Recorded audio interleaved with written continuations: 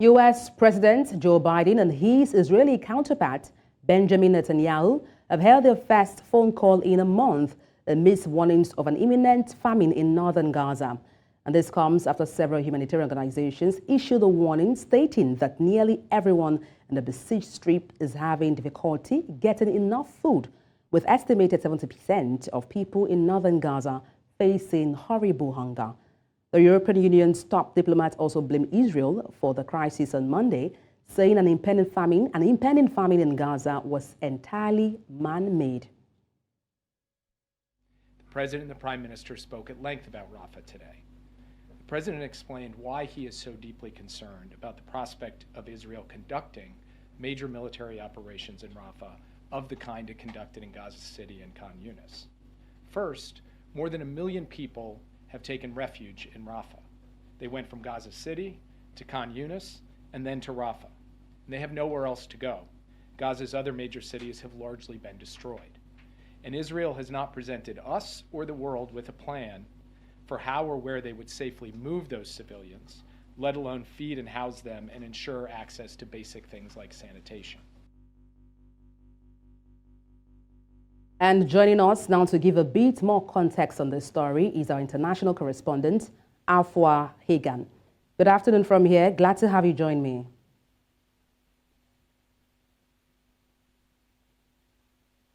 Okay, Afua, there's a new report from the Integrated Food Security Phase Classification, which warns of an imminent famine in northern Gaza. What more can you tell us about this?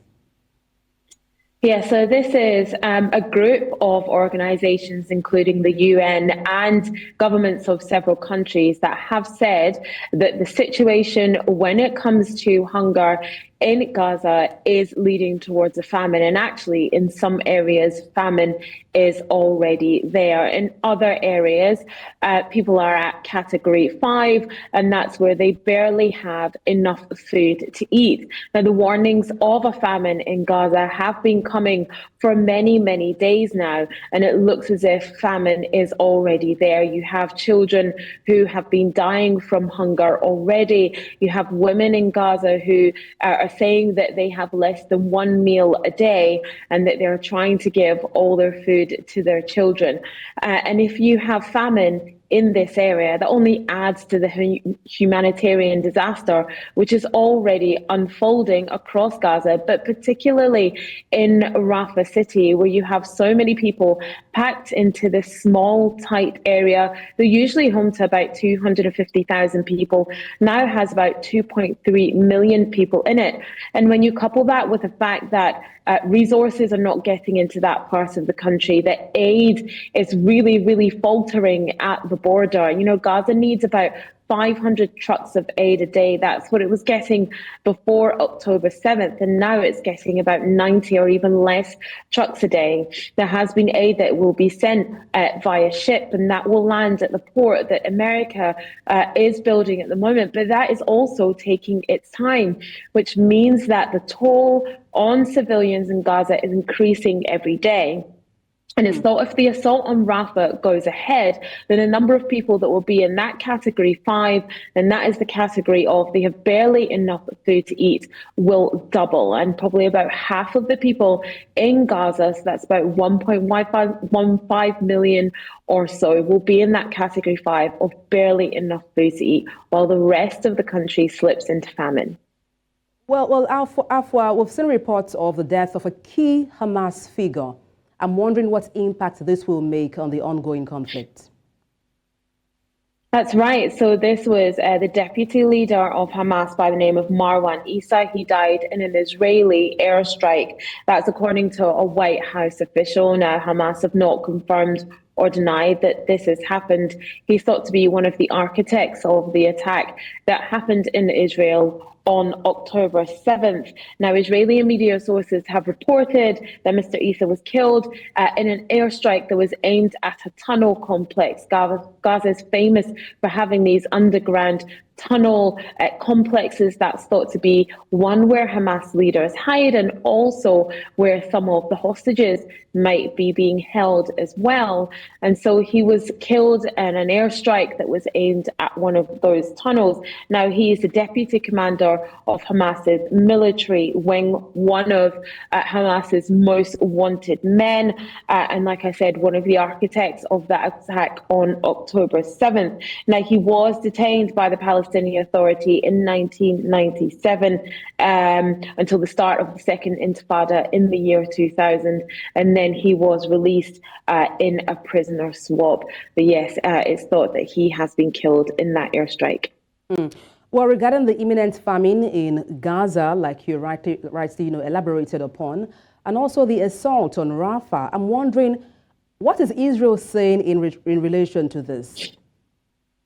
Well, that was one of the topics of the phone call that Joe Biden had with Benjamin Netanyahu, and warned him that if the assault on Rafah goes ahead, that yes, it risks pushing millions of people into famine, which is what everybody wants to avoid, along with the rest of the humanitarian crisis that is unfolding in that part of the world. Now, if that assault on Rafah goes ahead, yes, famine will happen, but also the death toll of 31,000 will increase as well. Now, Mr. Biden was talking to Mr. Netanyahu about having a clear purpose to wanting to end Hamas, and also that clear purpose should not involve collective punishment, as some people are calling it, and having the civilians in Gaza as collateral damage. He said that Israel needs to have a clear purpose of how it's going to get rid of Hamas, and that shouldn't involve the taking of Rafah and any other city. Now, whether Israel listens to that advice from Mr. Biden or not remains to be seen. We were initially told that the assault on Rafah would begin at the beginning of Ramadan, and that was on Sunday that has just gone. A couple of Sundays ago. Now, if that happens during Ramadan, then it's seen as even a greater insult than it would be usually to attack any part of Gaza.